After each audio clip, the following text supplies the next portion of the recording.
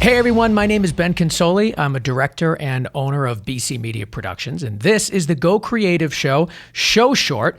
We've got Jason Liquori on today, and we're talking about the Emmys 2020 because his company C-Mount provided many of the remote kits that went out to the Los Angeles area and maybe even beyond. And we wanted to talk with him about how he pulled this all off, a virtual Emmy Awards. So welcome to the show, Jason. Hey, Ben. Good to see you. Thanks for having me. It's only been like a couple of months since you were on last time, and the world has changed. Yeah. It's kind of interesting. That's why I'm glad we got to do this follow-up, is because, everything was sort of in its infancy then when everyone was trying to figure this out. And everybody's made a whole lot of steps, not just us, but the whole industry. So it's been really cool to see unfold. So tell us your involvement with the Emmy Awards that we just saw a few days ago. Yeah, so for the Emmys, they had an interesting challenge. They had 100 nominees all over the country, all over the world, that they needed to get higher quality images to, because they made the decision there wasn't going to be, in-person nominees or awards given out. So they wanted to figure out a way where the celebrities could be at home and feel comfortable that they were going to look good, but then also be able to enjoy the show. So that's where we came in. We had done some work with the production company before, Done and Dusted, who's those amazing live events all over the world. So they brought us in to see how we could build out kits to make them look good, but also feel good about the technology that was going to be in their house. How many kits were you managing? So initially, it fluctuated because people were in and out. And so we built 35, and I believe we ended up sending out 26 throughout the Los Angeles area. Unbelievable. Tell us the makeup of these kits. What is in them? So again, there wasn't much time because the network and the production company was figuring out exactly how to do it, and they weren't exactly sure how and what people were going to be receptive to. So we had about 2 weeks to really figure this out and scale this up. So we began testing a lot of cameras, and we ended up settling on the Blackmagic 6K pocket camera paired with the ATEM so we could fully control it. 2 reasons: because it was compact, had a large sensor, but also played within the sort of broadcast standard rules that we needed to with the ATEM, and allowed us full-on control of everything we needed with the camera and even some of the audio settings, which was really useful for us. So what the kit included: the Blackmagic Pocket Cinema 6K, an ATEM Mini. Was it the Pro? Mini Pro, yep. ATEM Mini Pro. And then what else? I mean, did you send out a laptop, a light, microphones? What else was in there? Yeah, so basically we built out a plug-and-play unit. It was on wheels. We kind of modified a laptop stand on a really smooth rolling stand. When all the power was harnessed in, color-coded, everything was preset, so it just got pushed in the door. All the participants had to do was plug in power and plug into the internet. So basically there was a laptop, all USBs connected, everything all set to go, and then also out to a large screen. So there's a 27-inch screen mounted to the front of the unit so they could enjoy the show and interface with the other nominees. And also they kind of use that as a program feed from the Staples Center. So the AD could speak with them and say, hey, during commercial break, they were allowed to talk to each other. And then there was also like, hey, your award's coming up, so make sure you're present and make sure you're looking your best because we're coming to you live soon. So they were able to interface right through that monitor. And the beauty part of it was that monitor covered all the GAC in the back, so it was all kind of cabled up nicely. You couldn't see anything. They never even had to look at the computer. So I had a bank of technicians running Teamviewer, and we would just hop into each participant. So Tech 1 had 5 people, Tech 2 had 5 people, and we go in and, okay, it's your turn. Christina Applegate's up. Let's pull her computer up. Let's sign her Zoom link in. Let's make sure her audio settings are correct, and then we could go in and dial and do painting with the camera. That was the other beautiful thing, because there wasn't much time for the live feeds to hit the truck and then to do a lot of painting and all that kind of stuff, which I'm sure they did. They touched stuff up, but we sort of had the ability and the creative freedom to say, all right, guys, you're going into homes you might not have seen for the first time until the show is on the air. This room's a little dark. Let's see what we can do and paint it and bring up the gamma. So we really had a lot of control over that image going to Zoom before it hit the Staples Center, which was sort of, we really needed it in some places. It was really, really helpful. Let's talk about the camera control ability that you have, because this is something we talked about a little while ago when you were on last time. Yeah. And at the time, you were kind of bouncing around a couple options, because Sony has some good camera control with their remote app, which is what I've been using quite a bit. I'm using it right now, actually. Right. But it seems like once that ATEM Mini came out, both the Mini and the Mini Pro, people started really understanding how much control you could have over Blackmagic cameras. So talk to me about, tell me about the different types of control or the level of control that you have with this pairing. Yeah, so we've been using a lot of Blackmagic cameras over the years with our car rigs and our specialty cameras and rigging in courses on different types of like obstacle shows. And what's beautiful about it is with their SDI protocol and the ATEM situation, we were able to control tons of features and paint. But now the pockets with this recent firmware update gave you the ability with the ATEM Minis to control them, which was an amazing sort of upgrade. And also, sort of the first time we talked, we kind of had that in the back burner, but we were waiting for some firmware updates to happen to work out some bugs before we fully went down that path. But yeah, for this, we needed this large format camera, but also, again, to be able to manipulate these sort of broadcast standards and get our video looking great. So this allowed us to basically open up full DaVinci wheels and mess with our gamma, our lift, our gain, all of our color. So we could really get the image dialed in before it went to air. So it was a real game changer for us, actually. So all the credit in the world to Blackmagic, because that's been really the biggest advance with their technology, is just that full camera control you get with so many of their systems. So that's really why we made the decision to go with this rig, this combination. Were you recording internally on the camera at all?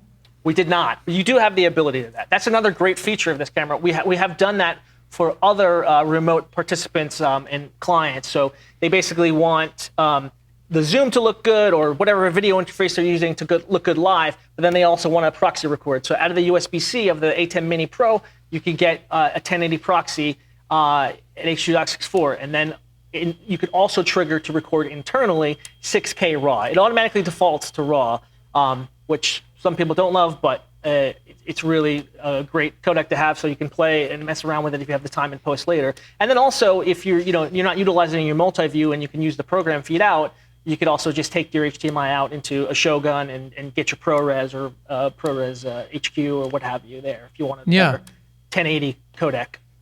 So you could, and then also you could if you networked it, you could actually have inline hyperdecks. A lot of people use them for playback and upstreaming, downstreaming keys, but you could actually just trigger that record also and have another redundancy there if you had a feed out to that. So your control was coming purely, were you just going HDMI? That's it? It was you were connecting HDMI from the camera to the ATEM, and that gave you all of this control through that one HDMI cable. 100%. If you've ever used the ATEM control, all those same windows pop up, so you can control the switcher. You can control a 6-channel audio mixer. So basically, if you had 4 cameras plugged into this 4 HDMI switcher, you could embed all the audio in there, control those channels, and then there's 2 additional mini jacks in for mic 1, mic 2, and then you can go in and EQ all of those, and there's all sorts of mic dynamics. There's a lot of things you can do, and it's a very powerful small tool. A lot of our streaming clients are using it right now. There's a lot of fires in California, so we're out there with Cal Fire, and we have some crews out there with small mobile cameras that are just streaming from these boxes. And for a down and dirty stream, you can put lower thirds in, you can bring in graphics, you can chroma key. It's very powerful, and not that much more than one of the higher end USB capture devices. So in my mind, I was saying, I'm going to use this as a capture device because out of the USB-C, it'll see it as a webcam, as we're doing now, and then you can also control the camera through that USB-C connection or Ethernet if you're using that.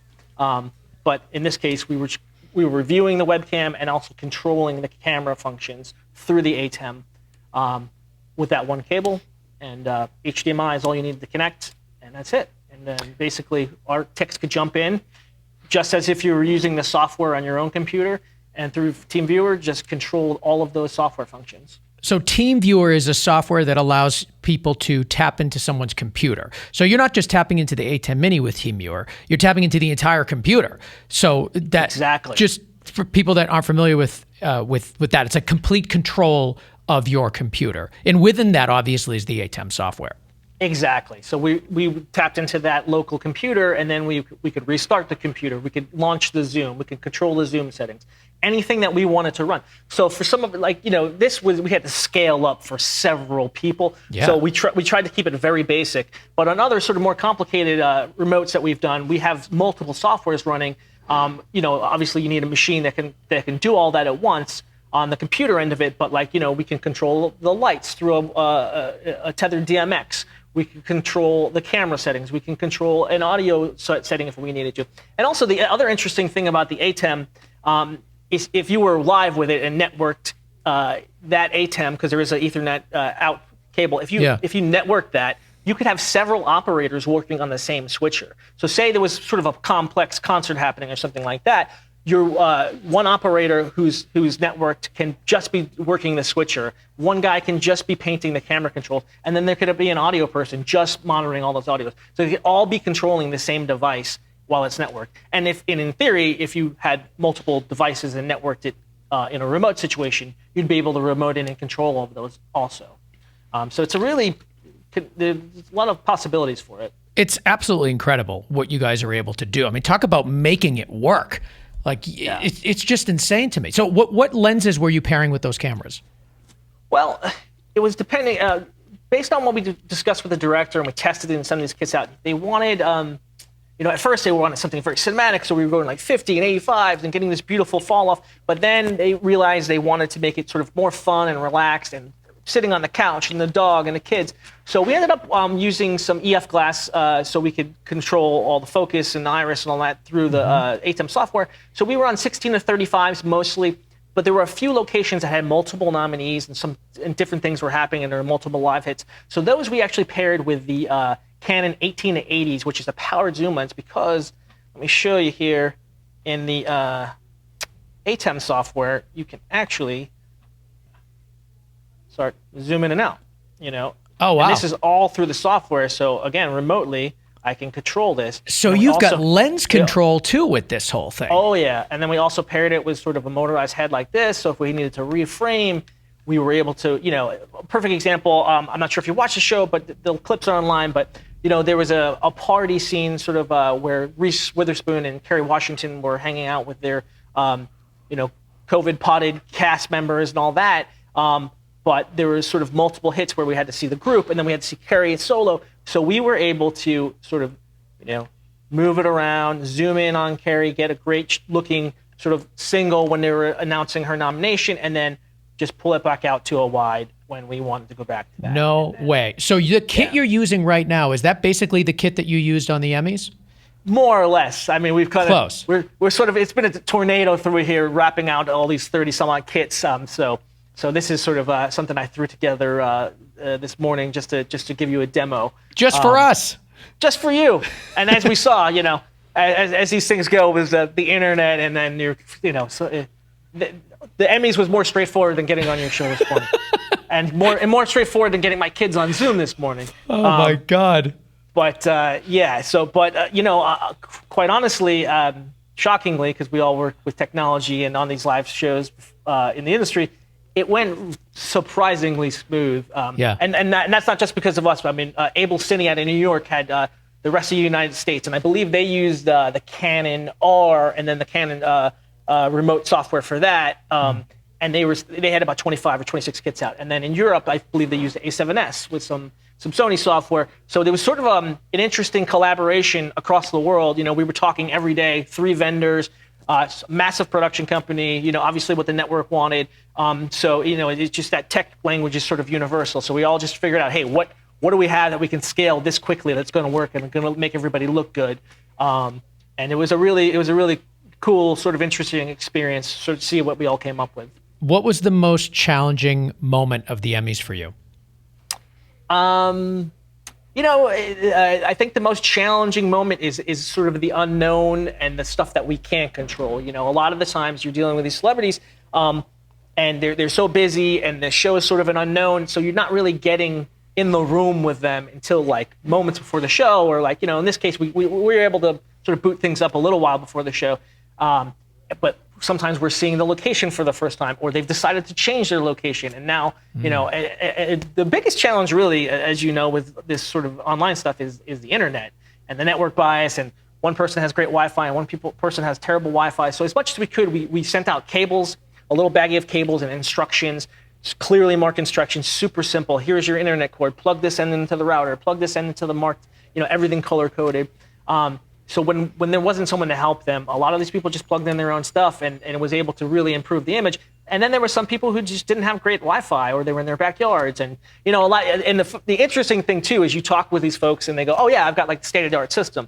And what happens is they have a really fast internet router, but then some high-end installer comes in and they put in these access points that are super streamlined and no antennas because they want to fit under the kitchen counters because they don't want to see it in their house. And that's where the sort of internet gets gummed up because those access points aren't as fast or they don't reach as far. So you could have blazing internet speed at the spigot, but not in the Wi-Fi. So a lot of people don't understand that. So that's just the sort of the frustrating thing is because you do a test and you go, okay, we're great, we're looking great. And then all of a sudden somebody's Wi-Fi crashes or the kids are in the other room playing Netflix, whatever it is. And then all of a sudden your lip sync goes out or you get a stutter. So it's just really the multiple variables we couldn't control was sort of the most stressful part of it. But all that said, I mean, the show went off fairly well with very few technical glitches, and the ones we saw we expected, laggy internet or lip sync fell off because of internet hit or Zoom resolution or something like that. But I have to say, but it was such a collaborative effort between the Staples Centers, and we were using Unity PL to all talk to each other all over the world. I don't know if you ever used that app, but that's fantastic. Unity app, Unity PL, you can download it on any device on your phone, and then you can separate rooms and talk and hear channels. It was IP based. It's a fantastic program. That's what we use to communicate, and highly recommend that. And another thing I highly recommend, if you're into the larger production scale and you're going to do something with Zoom or WebEx or whatever it may be, try to get one of their engineers on the line with you. And we were lucky enough to have some really great Zoom engineers on PL with us. So while we were setting, if I saw something funny, because I was checking the statistics of each participant when I onboarded them. And so I go, okay, well, I'm not getting the resolution I think I should. And then they would jump into that meeting and take a look at it and go, oh, try this, that, or the other thing, or that looks normal. So that was like a huge help, because that's always sort of the voodoo when you're doing Zoom, is why it looks good one day and not the next day, We only have like 2 minutes left, so I want to just bang out a couple quick things. First of all, what was the light you sent and the microphone you sent? So we sent out sort of just an off-brand ring light that we could get to work with USB, to be honest with you. It was nothing special. We sent out a mixed temperature because we weren't sure what we were going into. We just wanted them to look warm and soft. And then when there were some houses that needed some extra help, or there were some outdoor scenes, so we sent out some bicolor light panels from Light Panels. And we were able to and we put a snap box on those, just a nice big soft source. So those are really the two lights that we sent out, and they worked out great. And then we sent out a combination of Rode microphones and Sennheisers. So Rode shotguns, and then lavaliers, the Rode Go, and then which I'm using now, and then also Sennheiser G3s, just because they sound great and they're simple to use. So it's like you open the cover, they're prepared, you hit a button. But to be honest with you, just because they wanted to, most of the participants on our end were using the shotgun mics or boom mics that we set up, because they just didn't want to fiddle around with the lavalier, put it on their clothes. So some people use them, some people didn't. But these Rode Go's are super small, compact, and they sound great for what they are. I love that. What would you say, just in closing, what was like the biggest crisis that was averted on the on the Emmys? Was there a moment where everyone was freaking out, pulling their hair out, and you're like, "Oh my God, this is not going to work"? Was there any crazy moment like that? I'm sure there were probably many, but I would love to sort of for the people that watch for the people that watch the Emmys, I would love to reference something that they saw and would never imagine that just behind the scenes it was all ready to crumble. Well, we got to keep some things secret. So, Not here. We'll keep it quiet. I really just, like I said, it was, for instance, right when we were going live, we had been up for an hour and checked every setting and everything was great. And then right when Jimmy went into his monologue, some of the internet connections crashed, or some of the Zoom meetings ended, or something like that. That was scary, but everybody had a moment of screaming and yelling on PL, but we immediately just said, all right, what's the problem, guys? All right, I think it's this, it's that. We were off air, so we knew we had the time. So we just restarted those meetings, reconfigured a couple of things. Internet's internet. So we just, we just relinked, made sure the Wi-Fi was off and wasn't defaulting to Wi-Fi if they were on a hard line. Tried just reinstalling repairing the Wi-Fi. And in most cases that worked. It's kind of funny, sometimes the biggest issue we had with people's Wi-Fi kind of getting cranked at certain points during the show, and then it would introduce a lag or like a lip sync issue. And sometimes it's in Zoom, it's just as simple as reconnecting. So just like jump out of that meeting, jump back in. But it was a lot of coordination. There was so many people involved in controlling it. So we would jump in, and then I think someone's locked us out of the meeting. So can somebody please open that up because we have about 10 seconds, that kind of stuff. But I have to say the team was so amazing at Staples, and the way everybody's poised, and just like anything that came up like that was just like, all right, we'll figure it out, guys. And all the men and women who were working on that side were like fantastic under pressure. My team did an amazing job. I'm like, never been able to pull it off without the amazing engineers that we brought in. I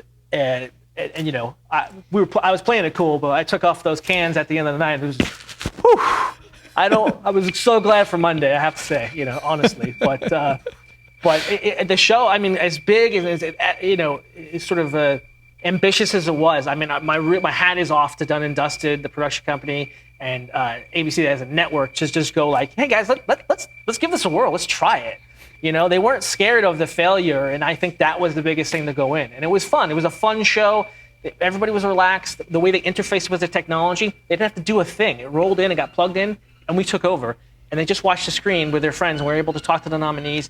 And I think that was the biggest piece that the technology provided, and that's what we provided them, was just an environment where it's like, all right, I don't have to do anything, I don't have to worry about it, and they didn't have to worry about their webcam looking up their nose and stuff like that. We give them a beautiful looking image, and I mean, and I don't even want to get into what the guys had to do on the Staples Center side, because these were all individual Zoom links that they were taking in, combining, putting out multi-views, mix minusing live, and allowing them to speak to each other during commercial breaks.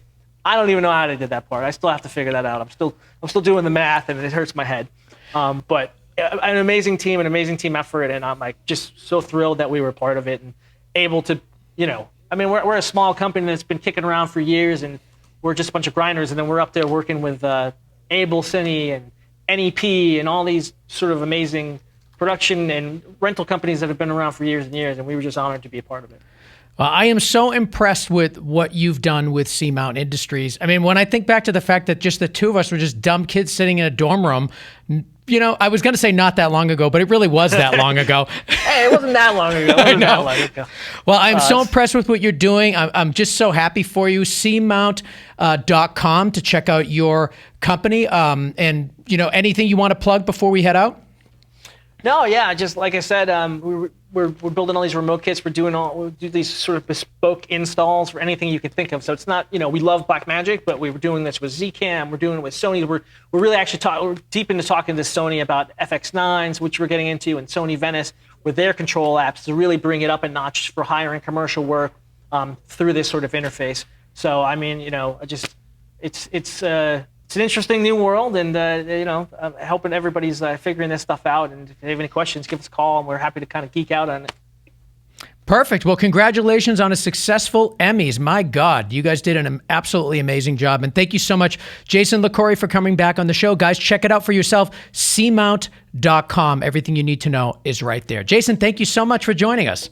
Thanks for having us back, Ben. Appreciate it.